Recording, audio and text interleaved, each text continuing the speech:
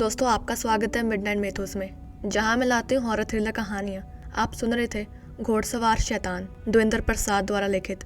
दोस्तों, अगर आपको हॉरर थ्रिलर कहानियाँ अच्छी लग रही हैं तो प्लीज़ लाइक कर दीजिए, और अगर आपको हॉरर थ्रिलर कहानियाँ सुनना पसंद है तो सब्सक्राइब करना मत भूलना। धन्यवाद। दोस्तों, कल हमने एक कहानी छोड़ी थी जब हृदयवान हर्षित और आदित्य को बोलता है कि हमें एक शॉर्टकट से जाना चाहिए, और वो शॉर्टकट होता है एक बगीचा, फुलवारी। आदित्य उन्हें बताता है कि वहाँ पर एक सरकट्टा शैतान घोड़े पर सवार रहता है। उसकी बातों को हृदयवान ने अनसुना कर दिया और हर्षित भी जाने के लिए तैयार हो गया। पीछे पीछे आदित्य भी चल दिया। जब वो फुलवारी में पहुंचे तो उन्हें एक सरकट्टा शैतान घोड़े पर सवार हाथ में तलवार लिए दिखा। उनमें से आदित्य उन्हें कहकर कि मैंने तुम लोगों को पहले ही बताया था, उन दोनों को वहां छोड़कर भाग खड़ा हुआ। अब आगे दोस्तों, अगर आपको ये कहानी पूरी जाननी है तो प्लीज पिछला पार्ट जाके सुन लीजिए, तभी आपको ये नया पार्ट सुनने में मजा आएगा। धन्यवाद। अब मुझे लगने लगा था कि इन सभी की मौत का जिम्मेदार मैं होऊंगा। मुझे जल्दी ही कोई तरकीब निकालकर इन सभी को सही सलामत बाहर निकालना होगा। मैं इसी उधेड़-बुन में लगा था कि क्या किया जाए, तभी हर्षित बोला, वह रहस्यमयी औरत याद है ना, उसने हमें पहले ही चेतावनी दी थी कि वापस चले जाओ, नहीं तो अंजाम भुगतने के लिए तैयार रहना। इतना कहते ही वह फूट फूट कर रो पड़ा। मेरी समझ में नहीं आ रहा था कि मैं आदित्य को समझाने के लिए जाऊं या हर्षित को चुप करवाऊं। चूंकि हर्षित मेरे पास ही था, इसलिए मैंने हर्षित के कांधे पर हाथ रखा और उसको समझाते हुए बोला, ये समय रोने धोने का नहीं है, इस वक्त हमें समझदारी से काम लेना होगा। मेरा यकीन करो, मैं तुम सभी को यहाँ से सुरक्षित बाहर निकालूंगा। मेरे इस दिलासे का उस पर कोई असर नहीं हुआ।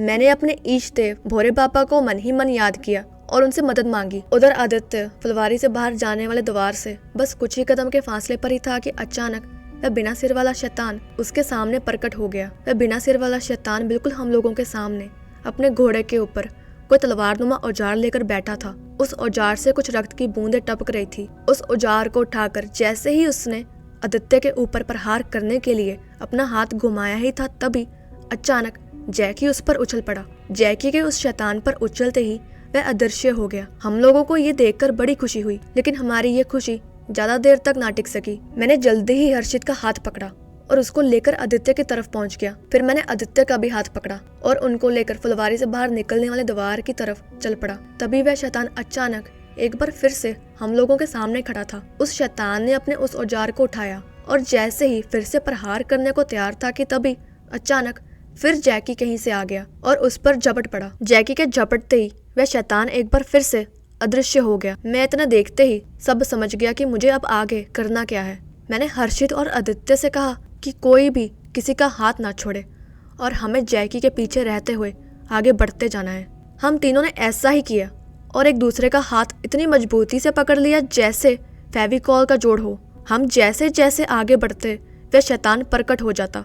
जैकी भी हार मानने वालों में से नहीं था। वह भी बार बार उस शैतान पर उछल पड़ता। काफी मुशक्कत करने के बाद हम लोग फुलवारी से बाहर निकलने वाले द्वार से सड़क पर आ चुके थे। हमारे बाहर निकलते ही वह घटना भी बंद हो गई। मैंने मन ही मन अपने ईश देव को हाथ जोड़कर उनका तहे दिल से शुक्रिया किया। हम तीनों जैकी पर अचानक झपट पड़े और उस पर बेशुमार दुलार लुटाने लगे। हम तीनों को आज उस पर बहुत प्यार आ रहा था। थोड़ी देर दुलार करने के बाद हम लोग घर पहुंच गए थे। आदित्य उस रात हम लोगों के साथ मेरे घर पर ही रुक गया था। अगली शाम आदित्य हमारे घर आया और उसने कहा कि उसे कोई जरूरी बात करनी है। ऐसा कहकर वह हम दोनों को समोसे खिलाने की बात घर पर बोलकर सड़क की तरफ ले गया। वहां पहुंचकर जब फुलवारी की तरफ नजर गई, तब दिन में भी फुलवारी बहुत ही डरावनी लग रही थी। वह इतनी ज्यादा घनी थी कि सूरज का प्रकाश भी अंदर जाने में सक्षम नहीं था। समोसे के ठेले पर जाते ही आदित्य ने बताया, जानते हो जो कल रात बिना खोपड़ी वाला शैतान मिला था, कौन था वो? मैंने कहा, नहीं तो, लेकिन तुझे कैसे पता कि कौन था वो? आदित्य बोला, ये बात लगभग 150 वर्ष पहले की है। तब राजा द्विंदर प्रताप का बोलबाला था। वे बहुत ही बड़े और प्रतापी राजा थे। इस गांव को मिलाकर पूरे 125 गांव उनके अधीन थे। जिस फुलवारी में हम लोग कल गए थे, एक जमाने में वह बहुत बड़ी और घनी हुई करती थी।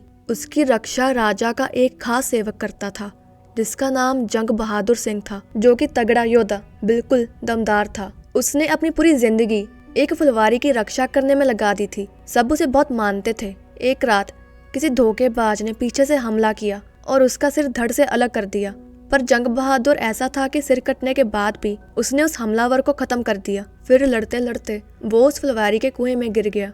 अब कहते हैं कि उसकी आत्मा आज भी उस फुलवारी की रक्षा करती है। गांव वालों का कहना है कि रात के 8 बजे के बाद उस फुलवारी के पास जाना खतरे से खाली नहीं है। यहाँ तक कि चौकीदार भी उस समय वहाँ नहीं रहता। बहुत सी अजीब घटनाएं हो चुकी हैं। कहते हैं कि वह फुलवारी आज भी शापित है।